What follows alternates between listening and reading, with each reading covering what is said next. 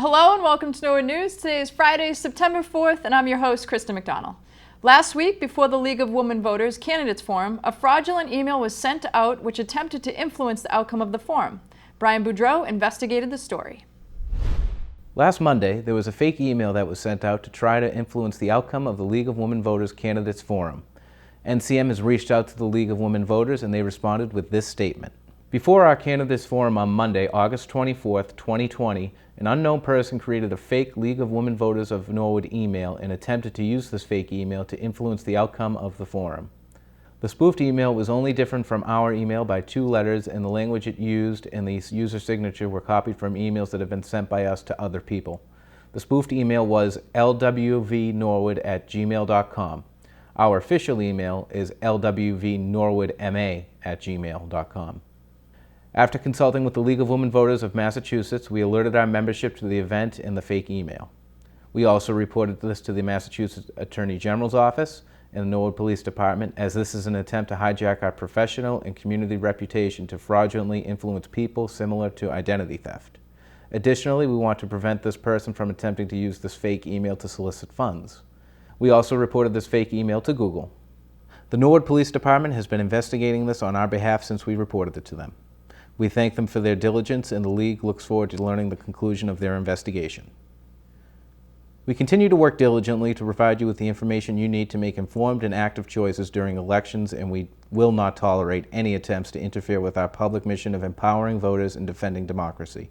Thank you. Sincerely, the League of Women Voters of Norwood.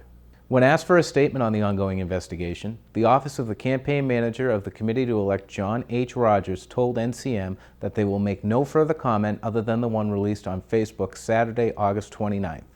That statement read, Mike Dooley, candidate, and Tom Dooley, his father, yesterday, August 28, 2020, admitted to the Norwood Police Department that they committed this heinous cyber crime. NPD advised this committee that Mike Dooley has made this admission of guilt. Representative Rogers advised NPD that he would not be willing to pursue criminal charges on the condition that Mr. Dooley and his father make a public admission and apology to the League of Women Voters and the people of Norwood. Dooley failed. He cowardly blames volunteers associated with his campaign and takes no personal responsibility for his unlawful actions in this unprecedented attack on a state election. Mr. Dooley's actions undermine free and open elections and attack the democratic process and the fundamental American right to vote without interference. This committee once again calls upon Mr. Dooley and his father to confess and apologize to the League of Women Voters and the people of Norwood. NCM contacted Mr. Dooley, who responded with a written statement. The email before the Candidates Forum on Monday came from within my campaign, specifically from me and no one else. I accept full responsibility for this and apologize to the League of Women Voters, the people of Norwood and Walpole, and to all involved parties for the confusion and issues that this has caused. However, I did not impersonate my opponent or commit a cyber attack. While I never intended to offend anyone and for this to escalate, I addressed the allegation, apologized, and now I am moving forward and have no further comment. Norwood Police Department was contacted and NCM was informed that they cannot make a statement due to the ongoing investigation. For Norwood Community Media, I'm Brian Boudreau. Thanks, Brian. Tuesday, the Massachusetts primary elections took place and Norwood residents casted their votes for state positions. There were a number of races that affected Norwood directly, including the race for state representative and register of probate, in which Norwood's own Colleen Brierley was running. The biggest race was for the state senator position, in which Ed Markey defeated Joseph Kennedy. In Norwood, Markey defeated Kennedy by less than 100 votes, 3,627 to 3,560. For state representative of the 12th District Norfolk, John Rogers defeated Michael Dooley 4,661 to 2,129 in local results and won 6,451 to 3,001 in the county results. Rogers, in a statement, said, Dear honorable citizens of Norwood, I am humbled by your vote for me and belief in my service to you. Your nomination of me to represent you in the Massachusetts General Court, the oldest and most revered state legislator in America, shall unequivocally be honored by the same hard work that reflects the work ethic of those I am truly blessed to represent. As Coach Bill Belichick would say, it's on to Cincinnati. God bless you all. Humbly, yours in public service, your state representative, John H. Rogers. In the Register of Probate race, Norwood's Colleen Brierley crushed the competition in the local election, beating the closest opponent by over 2,800 votes. Statewide, Brierley won an extremely close race against Michael Walsh of Westwood. Stay tuned after this break for more town news.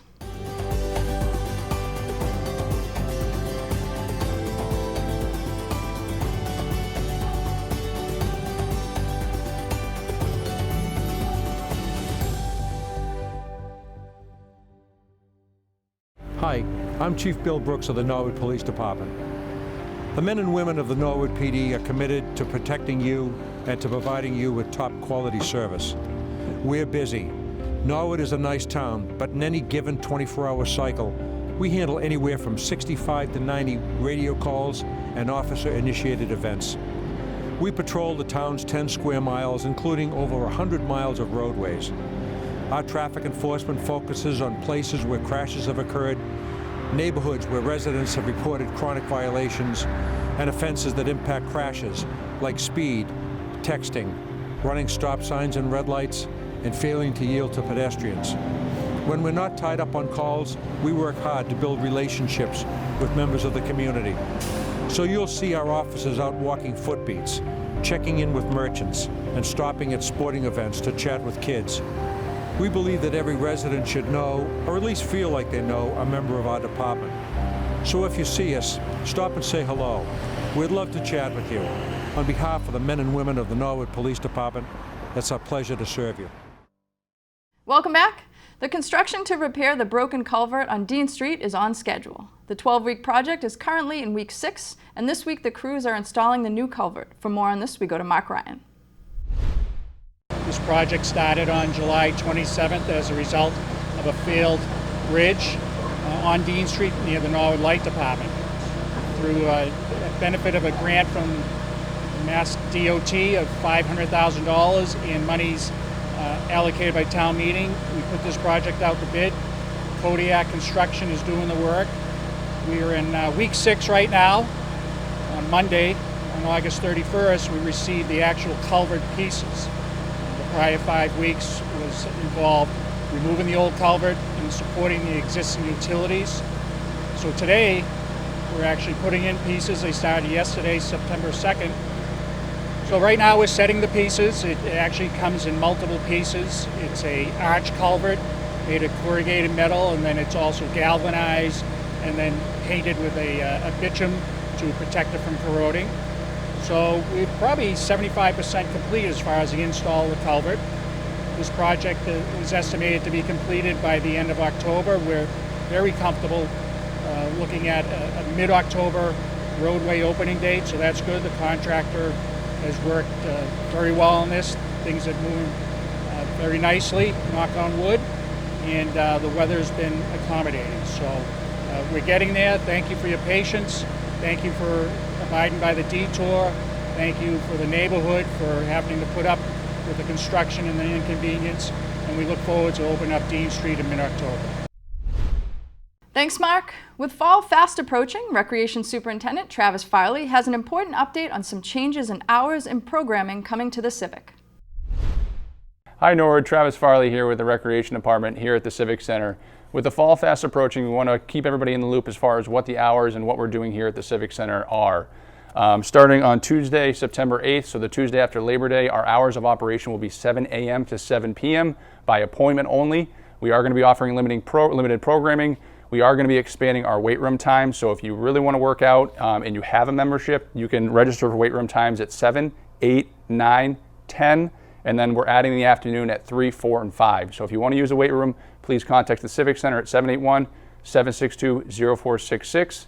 And then starting on Monday the 14th, we are going to offer a limited number of fitness classes. Monday and Wednesday will be mixed level yoga. Tuesdays and Thursdays will be Fit for You, and Fridays will be gentle yoga. All are going to be offered in the gymnasium with social distancing and face covering. So if you're interested in any of those classes in the evening at 6 o'clock in the gymnasium here at the Civic, please contact us again at the Civic Center. We hope everyone stays safe. Stay tuned to our full Facebook page for all of our programming updates and what we're going to be doing. But stay safe, and we'll talk to you soon, Norwood. Thanks, Travis. We're now going to toss it over to Brian Dunn with sports. Hello, everybody, and welcome into the Sports Update for this week. My name is Brian Dunn, and on this week's Sports Update, we take a deep dive into the nuts and bolts of what the fall sports season will look like. It's been a busy couple weeks of planning, organizing, and scheduling, but the fall sports season will be all systems go in a couple weeks. I sat down with Athletic Director John Longley and a few others to investigate the new normal for high school sports. We're going to provide a competitive environment where kids can learn and grow and have fun. The game is on, but certainly won't be the same. Field hockey, boys and girls soccer, golf, and boys and girls cross country have been given the go-ahead to proceed with the fall one sports season, with a lot of modifications that have been put in place to ensure the safety of the athletes, coaches, and staff. Those individual sport committees met after the guidelines were released. So they met and took a look at the guidelines and developed modifications and then released them. So that's really, that wasn't something done at the local level or even at the league level. Those are done by the sport committees at the MIAA. So that's how that's played out. Some of the more generic across-the-board changes is that masks or face coverings will be worn for all events. Gaiters are acceptable, and masks can be taken off briefly for any period in the play where there is proper distance. The distancing poses a problem for moderate sports that involve some contact, such as field hockey and boys and girls soccer. Modifications to these sports include the removal of penalty corners in field hockey, throw-ins are now kick-ins in soccer, and there will be staggered starts in cross country. All of these modifications are designed to limit contact and proximity. With social distancing, we may have to start in waves. So you might have 5 kids from each school on the starting line first, 6 feet apart. They'll go, and then a stopwatch will be going, and then after a minute, the next wave will go. And then during the race, athletes are encouraged not to run close together, which again, a little challenge because you're racing against somebody, so you want to pass somebody, they're not going to just let you go. So that's going to be a challenge dealing with that. How do we cope with that? The finish of the race is then different as well in that you traditionally have one chute set up, people cross the line, the official makes the call, and then they line up in order and people take the numbers down. Now it's going to be 2 chutes are set up, one for one school, one for the other. They have to be 30 feet apart, and that's going to pose a challenge as well. The big one is that instead of 11v11, we're going to be playing 7v7 now. It's not totally unfamiliar to us. Typically, in the past, we have practiced 7v7. It used to be used in the tournament. Once you get to the tournament, there's obviously you need a winner. So in overtime, you would go down to playing 7v7 until somebody was able to score. So the girls are familiar with that. We have practiced it. Typically, we don't practice it till towards the end of the season. It's obviously a lot more space to cover with fewer players, but I believe that that kind of plays into the social distancing of the sport and this new time that we're all living in. I mean, obviously it's upsetting to not have the season that I've had the past 3 years, but I didn't really see any season happening, so to just have even this short half season is worth it to me. One of the key decisions made in this year's fall season was a decision by the Tri-Valley League to not allow spectators to attend events. The issue of contact tracing played a major role in the decision to exclude fans from attendance this fall. I think the principals voted on that unanimously to not allow spectators. Some of the points around it is the contact tracing and the viability of being able to do that, and then decisions around, technically you would be allowed to have maybe up to 50 people in attendance, but how do you but you have to contact trace them, and the league decided to move the games to the weekends so that we could have a kind of contained environment, that we would limit practices during the week to kind of limit exposure.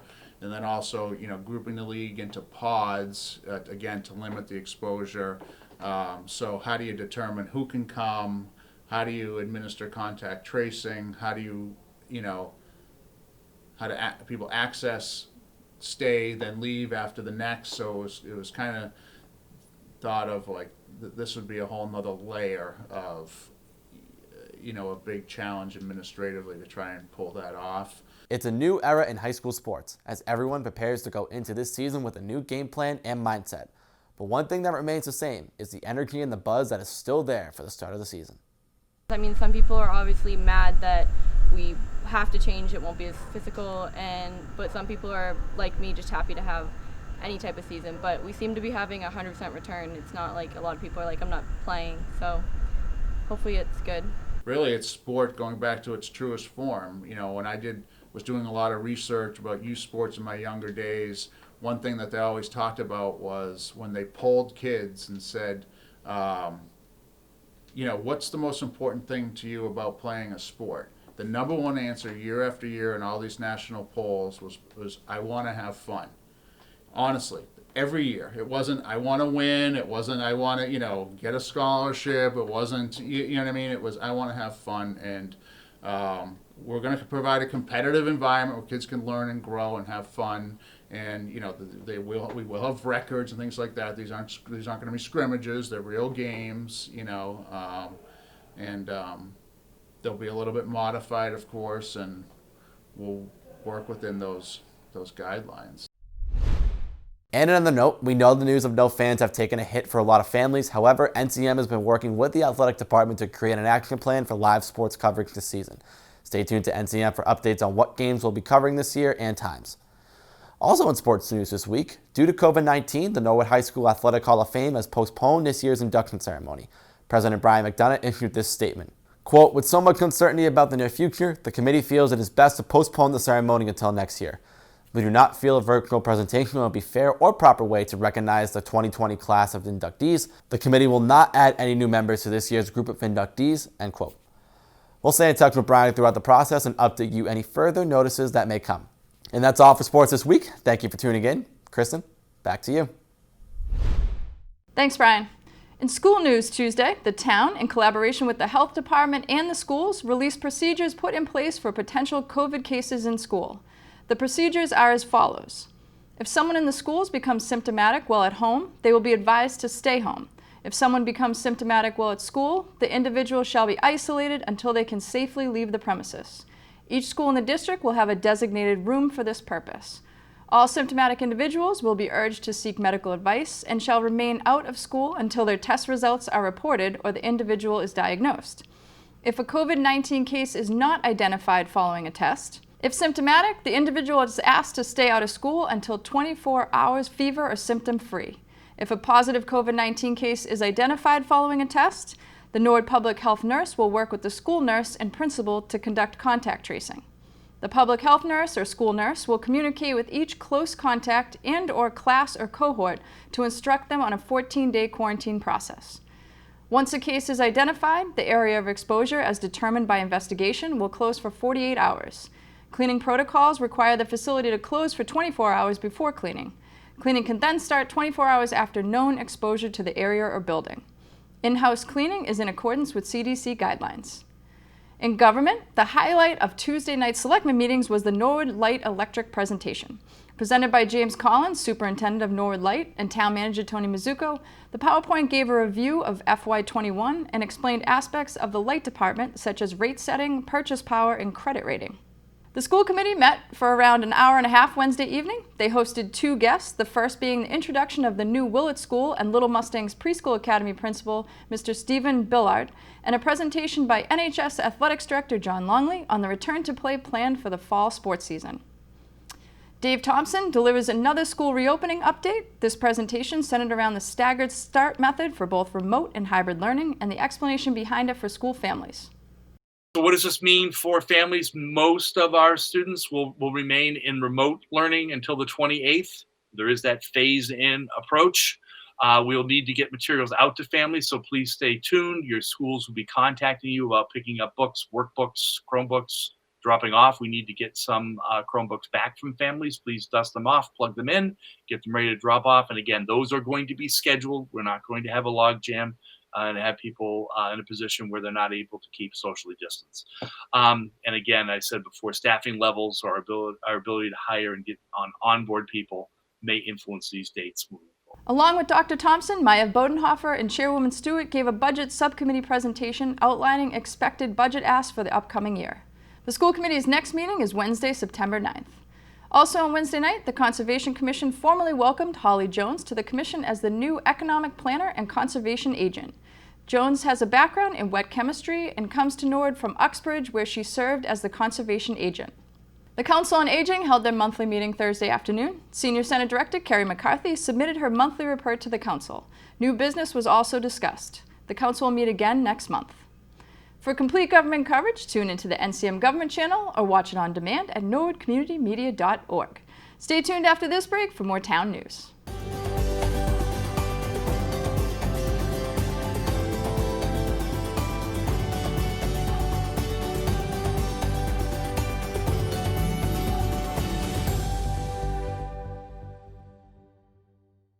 The Norwood Circle of Hope Foundation was established in 1998 in memory of Michelle Kennedy, a young Norwood resident who suffered with leukemia.